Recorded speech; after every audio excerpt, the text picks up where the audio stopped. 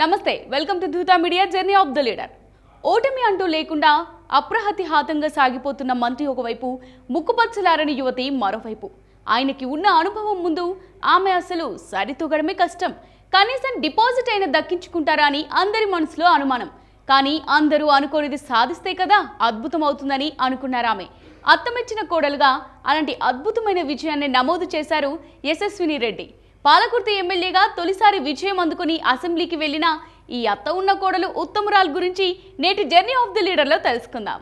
యశస్విని రెడ్డి పూర్తి పేరు మామిడాల యశస్విని రెడ్డి. 1997లో నాగర్ కర్నూలు జిల్లా వంగూరు మండలం దిండిచింతలపల్లి గ్రామానికి చెందిన తిరుపతి రెడ్డి మాధవి దంపతులకు హైదరాబాద్లో జన్మించారు. 2012లో ఎల్బీ నగర్లోని శ్రీ చైతన్య స్కూల్లో 10వ తరగతి పూర్తి చేశారు. తర్వాత Shreyas institute of engineering and technology కాలేజ్లో చేరారు.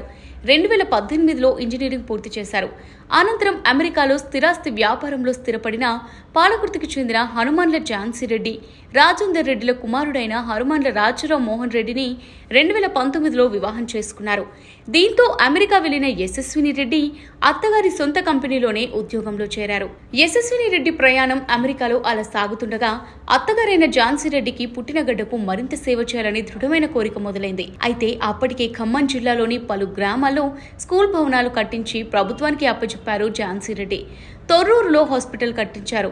వీటితో పాటు లైబ్రరీ, గ్రామ పంచాయతీలకు నిధులు, విద్యార్థులకు ప్రోత్సాహకాలు వంటి సేవలు అందించారు.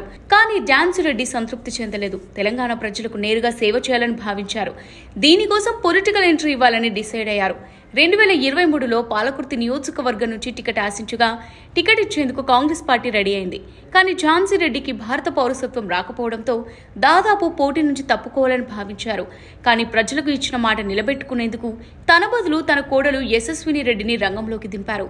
పాలకుర్తి అభ్యర్థిగా టికెట్ ఇప్పించి బరిలో నిలిపారు. దీంతో పాలకుర్తి రాజకీయాలు ఒక్కసారిగా హిటెక్కాయి. ఓటమి ఎరుగని నేతగా గుర్తింపు తెచ్చుకున్న బీఆర్ఎస్ నేత మాజీ మంత్రి ఎర్రబెల్లిని నిలువరించడం సాధ్యమా అనే ప్రశ్న తలెత్తింది. TPCC chief Revanth Reddy plan work out అయ్యే పరిస్థితి కనిపించడం లేదని కాంగ్రెస్ శ్రేణులు నిరాశ చెందాయి. కానీ ఎర్రబెల్లికి దీటుగా అంగా అర్ధ బలాల్లో ఢీకొట్టగల ఝాన్సీ రెడ్డి మొత్తం తానే వెనుకుండి నడిపించారు. అత్తమిచ్చిన కోడలుగా కాంగ్రెస్ కార్యకర్తలను కలుస్తూ ఎన్నికల్లో పోటీకి మద్దతు కూడగట్టారు. ఈ విషయంలో ఎన్ఆర్ఐ హనుమాన్ల ఝాన్సీ రెడ్డితో పాటు యశస్విని రెడ్డి తీవ్ర విమర్శలు ఎదుర్కొన్నారు. అసలు భారతీయ పౌరసత్వం లేని వారు ఇక్కడి ప్రభుత్వంపై, పథకాలపై, మంత్రులపై విమర్శలు చేయడం ఏంటని ప్రశ్నించారు బీఆర్ఎస్ నేతలు. అంతేకాకుండా భారత ప్రభుత్వ వ్యతిరేక కార్యకలాపాలు చేస్తున్న ఆమెపై చట్టపరమైన చర్యలు తీసుకోవాలని డిమాండ్ చేశారు. కానీ విమర్శలకు భయపడలేదు. ప్రచారంలో దూకుడు పెంచారు. ఇకపై తన కుటుంబం అంటే తన ఇల్లే కాదని, పాలకుర్తి నియోజకవర్గం అంతా తన కుటుంబమే అని బహిరంగ సభల్లో ప్రకటించి ప్రచారాన్ని మరింత ఉధృతం చేశారు. ఇప్పటికే అనేక సేవలతో ప్రజల్లోకి వెళ్లిన యశస్విని రెడ్డి కుటుంబానికి ప్రచారం మరింత బలాన్ని ఇచ్చింది. దీనికి తోడు పీసీసీ అధ్యక్షులు రేవంత్ రెడ్డి, కాంగ్రెస్ అగ్రనేత ప్రియాంక గాంధీ యశస్విని రెడ్డి తరపున ప్రచారం చేశారు.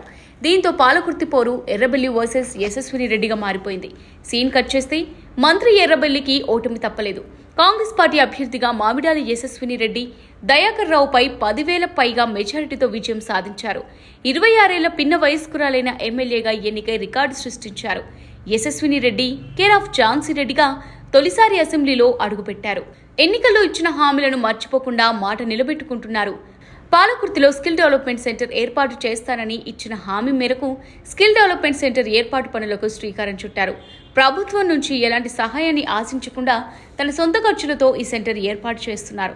దీనికోసం తన 74 ఎకరాల భూమిని వినియోగిస్తున్నారు. మాట నిలబెట్టుకున్న నేతగా నిలిచిన యశస్విని రెడ్డి ప్రయాణం మరింత ముందుకు సాగాలని ఆశిద్దాం. ఇది వాళ్ళ జర్నీ ఆఫ్ ద లీడర్. మరో లీడర్ ప్రస్థానంతో మళ్ళీ కలుద్దాం. Keep watching Dhoota media.